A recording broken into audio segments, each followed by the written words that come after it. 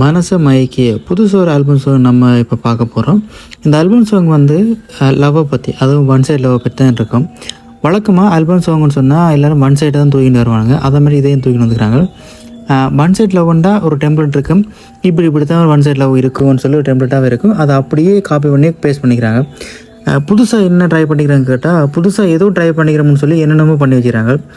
இந்த சோங்கில் பார்த்தோம்னு சொன்னால் ஒன் சைட் லவ்வும் இருக்குது, ஒரு பக்கம் கண்தானமும் இருக்குது. எதுக்கு இந்த கண்தானம், எதுக்கு இந்த ஒன் சைடுன்னு ஒன்றும் புரியலை. ஒரு கூட ரெண்டே ஒன்றை ஒழுங்காக பண்ணியிருந்தால் இது சரியான அவுட்புட் கிடச்சிருக்கும். அவசரப்பட எடுத்த என்னமோ இது ஒழுங்காக வரையில. மற்றபடி ஆர்டிஸ்ட்டுக்கு சொன்ன மாதிரி அவங்களுக்கு என்னென்ன சொன்னாங்களோ சொல்லிக் கொடுத்த மாதிரி பண்ணிக்கிறாங்க. வேறு எதுவுமே சொல்லிக் கொடுக்கல என்னவோ அவங்களும் சொன்னதை மட்டுமே பண்ணிக்கிறாங்க. அதுவே அவங்களுக்கு புதுமையாக இருந்தது. பாட்டு கேட்ட மாதிரி மியூசிக்கை நல்லா பண்ணிக்கிறாங்க.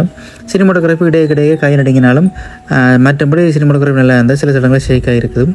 எடிட்டிங்கும் கொடுத்த ஃபுட்டேஜ் அவரும் வேறு என்ன செய்ய முடியும், இதை வச்சு ரெண்டு நிலைமைக்கு தள்ளப்பட்டு அவரும் ஏதோ பண்ணி கொடுத்துக்கிறாரு. மற்றபடி அவருக்கும் எந்த பிரச்சனையும் இல்லை, அவர் நல்லா பண்ணியிருந்தார்.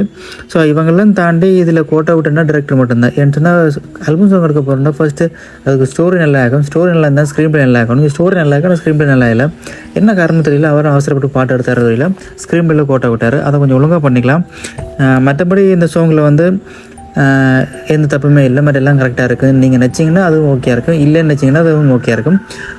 ஓவரால் ஜஸ்ட் ஓகேயான ஒரு ஆல்பம் சாங் தான். இது அவ்வளோத்துக்கு நான் பில்டப் பண்ணுற அளவுக்கும் இல்லை. இன்னும் கொஞ்சம் டைம் எடுத்து நல்ல ஸ்கிரிப்டில் பண்ணியிருந்தால் நல்ல ஒரு அவுட்புட் கிடச்சிருக்கும். அவ்வளோதான். மேலும் இது போன்ற ரிவ்யூஸ் கேட்கணும்னு ஆசைப்பட்டீங்கன்னா நம்ம சேனலை சப்ஸ்கிரைப் பண்ணி வச்சுக்கோங்க. தேங்க்யூ.